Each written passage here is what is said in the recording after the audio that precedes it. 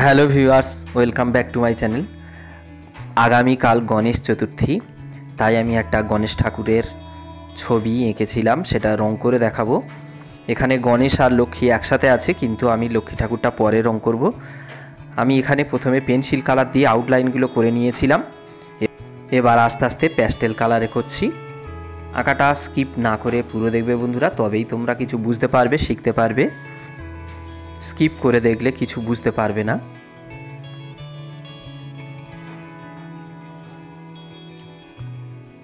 আমি এখানে দেখো ডিপ লাইট সেট দিয়েছি। আঁকাটা পুরো দেখার আগে একটা অনুরোধ, যারা চ্যানেলে নতুন দেখছো চ্যানেলটা সাবস্ক্রাইব করে দিও আর লাইক করো। লাইক করলে মোটিভেট হই, আঁকার আগ্রহ বাড়ে।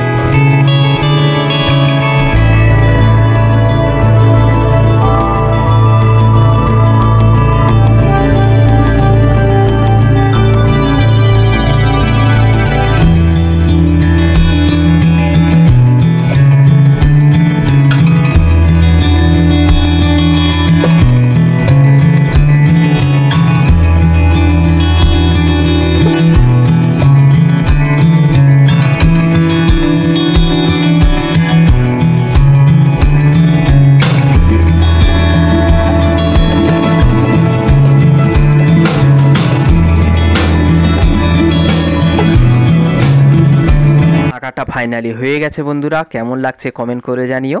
Thank you for watching.